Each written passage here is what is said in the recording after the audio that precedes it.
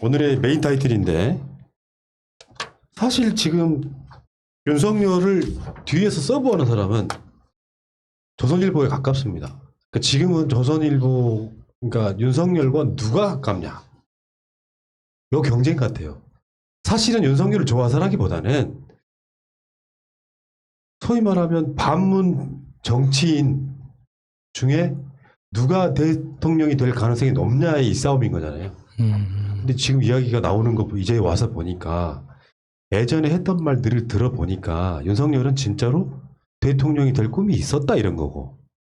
그래서 홍석현이 윤석열을 만날 때 관상가를 대동했다 이런 얘기가 있었잖아요. 왕이 될 상인가? 왕이 될 상인가?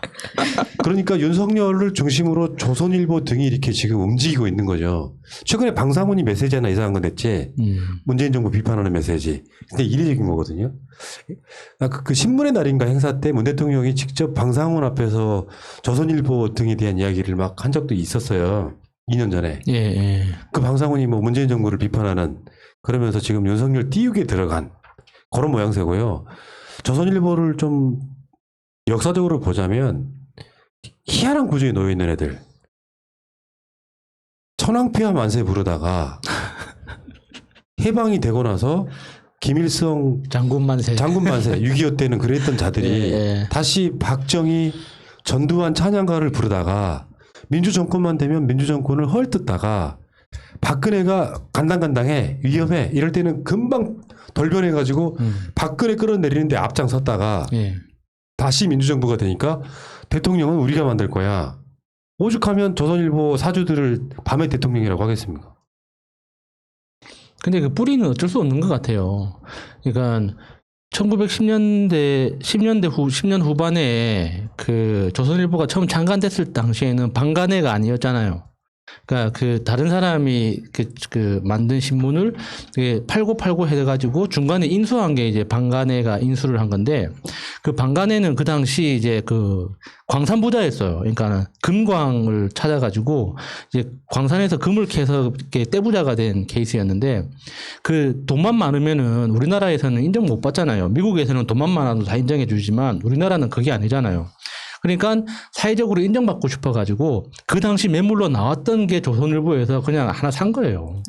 그러니까 조선일보가 그렇게 시작하다 보니까 뭐 언론의 역할이나 뭐 사회적인 기여 이런 거 전혀 관심 없고 그냥 다음 대통령이 다음 왕은 누구인가 그 왕 뒤에 줄을 서서 일단 먼저 빨아주기만 하면은 계속 지원금 나오고 보상금 나오고 이런저런 명목으로 세금 혜택 받고 계속 오고 있는 거잖아요.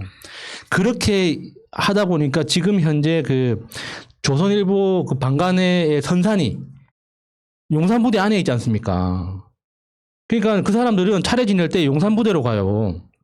왜냐면은 자기네 그 조상들 그 산소가 거기 있거든. 그만큼 그러니까 미국과 대한민국 그 어떤 적폐 세력과 이 연결고리라는 게 우리가 상상을 초월하는 집단이란 말이죠. 그러니까 이 윤석열이 검찰총장 되기 훨씬 전에부터, 그러니까 윤석열이 검사 옷 잠깐 벗고 나가가지고 그 법무법인 태평양인가? 법무법인에 잠깐 한 1년 있다가 다시 태평양. 복직했잖아요. 그때 잠깐 있었을 때도 조선일보 사건을 맡아줬었어요. 맞아요. 그러니까 그 정도로 인연이 굉장히 깊고 항상 조선일보의 최대 관심사는 다음 왕은 누구인가? 이거죠. 근데 지금은 내가 낙점하겠다. 네. 요 분위기가 있고 저는 이제 이게 뭐 이자들이 나서면은 다음 대선이 결정된다 보지는 않습니다. 이제 57만 부밖에 발행 못하는 뭐 그런 신문사가 대단한 권력을 갖고 있지는 않다고 생각하는데 문제는 이 사람들 자체가 밤의 대통령은 영원해요. 현재 대한민국 법으로만 보면. 그래서 정권이 뭔가 개혁을 하려 그러면 교묘하게 이거를 비틀고 하면서 사실상 지금 현재로 보면 조중동 반문연대가 만들어진 거거든요. 윤석열을 이제 과도하게 띄우는 어떤 과정에 있는데 실제로 윤석열과 지금 얽혀있는 언론사 7군데를 제가 불러드릴게요. 조선일보, 중앙일보, 동아일보, 문화일보, 한국일보, 국민일보, 세계일보. 이게 지금 윤석열 반문연대의 카르텔에 전 놓여있다고 봐요. 윤석열 자체가. 그러니까 요즘에 어떤 거냐면은 윤석열로부터 뭔가 소스를 받아야 되는 언론사들이 마치 한동안 했던 방식으로 메시지를 가끔씩 받아요. 예를 들면 어렵게 그와 통화가 됐는데 LH 건에 대해서 윤석열이 한마디 하더라. 여기 돌아가면서 저번에 윤석열 인터뷰했던 건 국민일보하고 중앙일보였었지. 예. 그러면 나머지 얘들이 되게 칭얼거려. 우리하고는 안 해? 그러면 조선일보가 그 다음에 동아일보가 조중동 문한 국세 얘들이 돌아가면서 지금 밤은연대가 카르텔이 결성된 거라고 보시면 되죠. 최근에 윤석열 측이 윤석열의 대리인이 요 회사들한테 보낸 문자 메시지를 한번 보겠습니다. 읽어주세요. 윤석열이 조중동, 문화, 한국 등 7개 매체 기자에게 보낸 문자 메시지입니다. 1. SNS 활동을 포함한 공보 업무에 관한 담당자가 있는지에 관하여 현재로서는 3월, 4월 중에 특별한 활동을 할 계획이 없어 공보 활동의 필요성이 있는지 의문이며 또한 특별한 구조를 준비해 둔 것도 아닙니다. 따라서 현재 공보 시스템은 없으며 3, 4월 중에 필요성이 있으면 적절한 방법을 구축하여 통보하여 드리겠습니다. 그 전에는 부득이 이완규 변호사님과 제가 필요한 범주 내에서 답변 드리도록 하겠습니다. 이완규 아닌 또 누군가가 보낸 거죠. 그러니까 이게 두 번째. 저술과 강연 활동 운운하는 부분에 관하여 총장님은 당신이 일관되게 주장하였던 검찰개혁을 포함한 법치주의 질서에 관하여 종합적인 입장을 정리할 계획은 가지고 계십니다. 잠깐만 아그야. 이게 총장님 아니다. 전 총장님이라고 해주나요? 다만 그런 내용이 며칠 만에 뚝딱 되는 것은 아니므로 상당한 시일이 소요될 것입니다. 지금 당장의 일은 아닙니다. 그리고 강연 활동이나 기타 외부적 활동도 3, 4월 중에는 거의 없을 것으로 예상됩니다. 3. 모든 일이 갑작스럽게 일어난 상황이므로 우선 정돈을 하고 소송 마무리 문제에 집중할 것이며 향후 변동 사정이 있으면 반드시 사전에 알려드릴 예정입니다. 여기서 소송 마무리가 김건희 건일 것 같은데 느낌이. 그럴 수도 있죠. 그 자기 징계권에 대한 소송. 징계권. 이완규가 하고 있는 거. 징계권. 요거는 저는 뭐 무슨 페이크라고 생각되지는 않고요. 3월, 4월 달에는 일단 준비를 해야 되고 그런데 정반대로 말하면 5월 정도부터는 전면에 나서겠다 이런 느낌으로 들리지 않으세요? 그 사이에 아까 말한 그 7개의 회사들이 돌아가면서 윤석열한테 똥 받아먹듯이 단독을 계속 그을 것 같은 느낌 들죠. 근데 이 문자 메시지 자체가 시작부터 구라처럼 보이지 않습니까? 공보 업무에 관한 담당자가 있는지에 관해서 없다고 하는데 이거 공보 담당자가 쓴 문자 맞아요. 메시지 같잖아요. 맞아요. 총장님 하는 분명히 거 보니까. 있구만. 있는데 왜 없다 그래. 네, 있어. 크게 해석하기에는 이건 개인인 것 같고 캠프가 안 꾸려졌다 이렇게 보면 될 것 같죠. 근데 그 말이 왜냐하면 윤석열이 사퇴를 하자마자 이거 팀이 있네 라는 말이 나오기 시작하니까 그에 대한 반박이 가장 큰 내용인 것 같아요.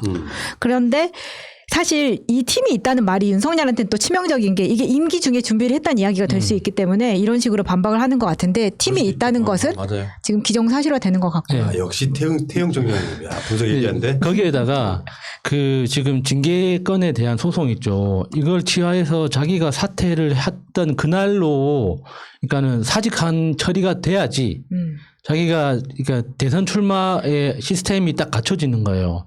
만약에 그 신민 선생이 설명을 한 대로 만약에 그게 미루어져서 그러니까 퇴직 시점이 3월 9일을 넘어가 버리잖아요. 그럼 또 나중에 어떤 리스크가 생길지 모르거든요. 그러니까 지금 여기서 이야기하는 소송이라는 건 자기가 제기했던 그 소송, 그 징계에 대해서 무효 소송에 대해서 그거를 취하해서 그러니까 그거는 굉장히 조용히 하겠죠. 근데 그게 조용히 될지는 모르겠지만 조용히 하고 싶겠죠. 그걸 이야기하는 게 아닐까 싶어요.